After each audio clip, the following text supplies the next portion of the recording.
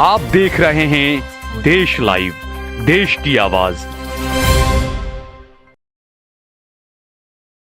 नमस्कार दोस्तों, स्वागत है आपका देश लाइव में और आपके साथ मैं हूं आशिमा त्यागी। दोस्तों, आज हम एक ऐसी सच्चाई पर बात करेंगे जो आपको न्यूज चैनलों पर नहीं दिखाई जाती है। हम बात करेंगे उस जुल्म की जो हर रोज फलस्तीन के मासूम लोगों पर ढाया जा रहा है, उस प्रतिरोध की जो पूरी दुनिया की, जी हाँ, पूरी दुनिया के सबसे शक्तिशाली देश को चुनौती दे रहा है, और उन गिने चुने साहसी लोगों की जो दुनिया की परवाह किए बिना इंसानियत के साथ खड़े हैं दोस्तों, चाहे वो अमेरिका के हों या भारत के हों या यूरोप के। आज के इस वीडियो में हम सिर्फ युद्ध की अपडेट आपको नहीं देंगे, बल्कि आपको ये दिखाएंगे और बताएंगे कि कैसे इतिहास खुद को दोहरा रहा है, कैसे मीडिया जेनोसाइड को डिफेंस कहकर पेश कर रहा है। एल्बर्ट आइंस्टीन से लेकर टॉम क्रूज तक हिम्मत से सच बोलने वालों की फहरिस्त जो है वो सूची बनती जा रही है। तो सबसे पहले हम बात करते हैं मौजूदा हालातों की कि किस तरह की परिस्थितियां हैं, किस तरह की स्थितियां हैं। गजा में जुलाई 2025 की गर्मी सिर्फ मौसम की नहीं बल्कि जंग की भी रही। हर रोज दर्जनों बम, मिसाइलें, ड्रोन, ये सब एक छोटे से इलाके पर गिराए जा रहे हैं, बरसाए जा रहे हैं, जिसे दुनिया ओपन एयर प्रिजन यानी कि खुली जेल भी कहती है। लेकिन इस बार तस्वीर कुछ अलग है दोस्तों। हमास और अल कस्साम ब्रिगेड ने इजराइल की उस अजय छवि को तोड़ दिया है जिसे दशकों से गढ़ा गया था। जी हाँ, दशकों से। इजरायली टैंक, आयरन डोम और हाई टेक डिफेंस सिस्टम, इन सब का मजाक बन गया है दोस्तों।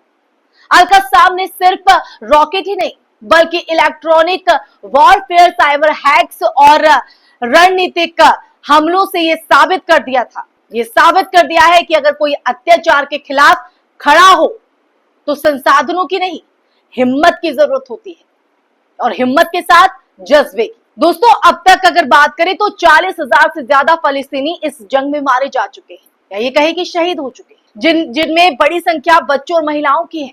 गजा के अस्पतालों की अगर बात करें तो जानबूझकर उन्हें टारगेट किया जा रहा है, स्कूलों को ध्वस्त किया जा रहा है, मस्जिदें और चर्च सब कुछ मलबे में तब्दील हो चुकी है। लेकिन पश्चिमी मीडिया की अगर बात करें तो पश्चिमी मीडिया इस नरसंहार को आत्मरक्षा यानी सेल्फ डिफेंस कहता है। क्या आपको दिख रहा है इसमें self defence? New York Times, BBC, Fox News सब एक ही स्क्रिप्ट पढ़ रहे हैं दोस्तों, सेल्फ डिफेंस। इजराइल को अपने बचाव का अधिकार है, और ऐसे में देश लाइव ये मुद्दा लेकर आया है और इस मुद्दे पर आप लोगों से बात कर रहे हैं। अब सवाल ये है कि क्या बच्चों के सिर पर बम गिराना आत्मरक्षा है?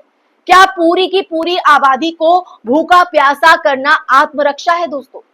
नहीं, ये सिर्फ एक घिनौना प्रोपेगेंडा है जिसे अमेरिका और उसके समर्थक देशों ने फैलाया है ताकि इजराइल की बर्बरता पर कोई उंगली ना उठा सके, कोई सवाल ना खड़े कर सके। सही कह रही हूं ना मैं? अब जरा इतिहास में चलते हैं और इतिहास को समझने की कोशिश करते हैं। 10 अप्रैल 1948 को एल्बर्ट आइंस्टीन ने एक चिट्ठी लिखी थी शेपर्ड रिपकिन को, जो American friends of fighters for freedom of Israel नामक संगठन के डायरेक्टर थे। अब आप समझिए, उस चिट्ठी में आइंस्टीन ने साफ साफ लिखा था, जी हाँ, आइंस्टीन ने साफ साफ लिखा था कि अगर फलस्तीन में कोई आखिरी तबाही आती है तो उसके लिए ब्रिटिश और हमारी अपनी आतंकवादी जो संगठने हैं वो जिम्मेदार होंगे। हाँ, टेररिस्ट शब्द का इस्तेमाल आइंस्टीन ने खुद किया है और अपने ही लोगों के लिए किया है। अब आप समझिए, और आइंस्टीन ने उन्होंने कहीं ना कहीं ये भी लिखा है कि वो ऐसे अपराधी संगठनों के साथ खड़े नहीं हो सकते जो इंसानियत के नाम पर राजनीति करते हैं, इंसानियत को मारते हैं।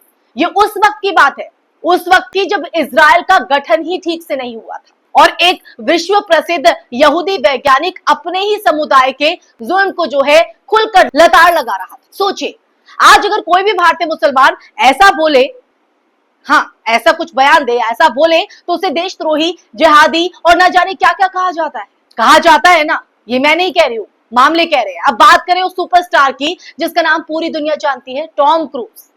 उनकी एजेंट महादखिल ने इंस्टाग्राम पर इजराइल की जंग को जेनोसाइड कहा और ये भी लिखा कि सबसे ज्यादा दिल तोड़ने वाली बात यह है कि जेनोसाइड को देखकर भी लोग इसे मानने से इनकार कर रहे हैं, इसे अपना ही नहीं रहे। इस एक बयान के बाद उन पर इतना दबाव बना कि उन्हें एजेंसी से हटाने की तैयारी हो गई। लेकिन तब टॉम क्रूज खुद सामने आए। उन्होंने अपने एजेंट के समर्थन में खड़े होकर ये दुनिया को दिखाया या ये दुनिया को जतलाया कि स्टारडम से बड़ा होता है जमीर। सोचिए, जब टॉम क्रूज जैसे सुपरस्टार को सच बोलने के लिए आगे आना पड़े तो बाकी लोग किस डर में चुप रहते होंगे, आप समझिए।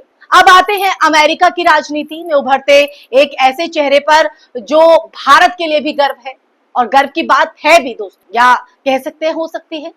जोहरान ममदानी, अपनी पहली वीडियो में मैं उनका जिक्र कर चुकी हूँ। न्यूयॉर्क सिटी के मेयर पद की रेस में आगे चल रहे हैं। जोहरान एक भारतीय मूल के मुस्लिम हैं।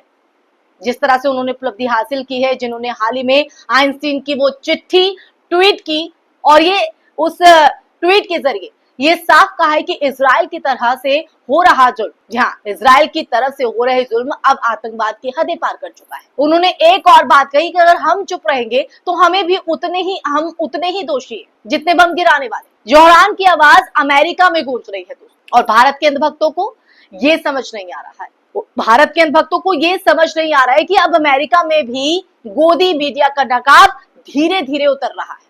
अब सवाल भारत पर भी उठता है, और देखिए उठना लाजमी भी है, क्योंकि आज हमारे देश में अगर बात करें, अगर कोई फलस्तीन के हक में बोले तो उसे तुरंत हमास समर्थक जो है कट्टरपंथी, देशद्रोही बना दिया जाता है या करार दे दिया जाता है। अब ऐसे में सवाल है कि क्या ये वही भारत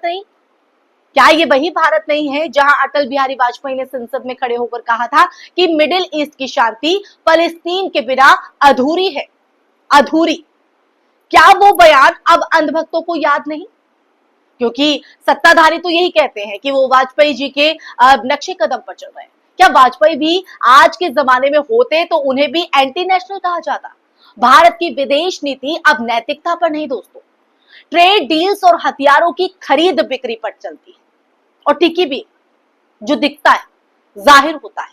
मोदी सरकार इजराइल को मित्र कहती है, लेकिन एक भी बार फलस्तीन के बच्चों की हत्या पर निंदा तक नहीं करती। अब मैं आपसे सबसे सीधा सवाल करती हूँ, क्या सिर्फ इसलिए कि फलस्तीन के लोग मुसलमान हैं, उनकी हत्या पर हम चुप रहेंगे? क्या हम अपनी इंसानियत को धर्म के चश्मे से देखने लगे हैं क्या दोस्तों? क्या आपको मासूम बच्चों की लाशों पर कोई दर्द, कोई हमदर्दी महसूस नहीं होती, सिर्फ इसलिए क्योंकि वो आपके धर्म के नहीं है, हमारे धर्म के नहीं है? अगर आज आप इस जुल्म पर चुप हैं, तो कल जब आपके साथ ये जुल्म होगा तो शायद कोई और भी चुप रहे।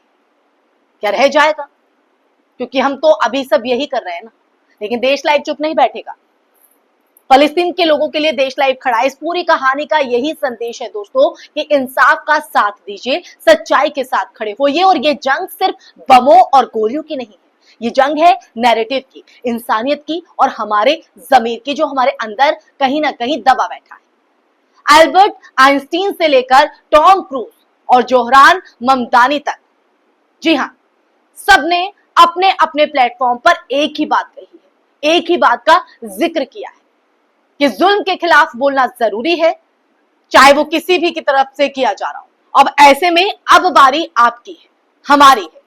वीडियो को आपको शेयर करना है, अपनी राय कमेंट में जरूर देनी है, और आप ये भी तय कीजिए कि आप किसके साथ हैं, इंसाफ के या जुल्म। इसी के साथ इस वीडियो में फिलहाल के लिए बस इतना ही दोस्तों। फिर हाजिर होंगे एक नए विषय के साथ।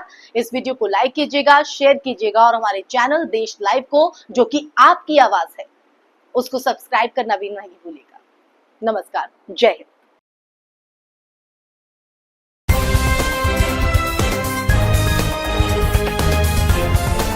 देश और दुनिया की तमाम छोटी और बड़ी खबरों के लिए हमारे चैनल को सब्सक्राइब करना न भूलें और बेल का बटन जरूर दबाएं।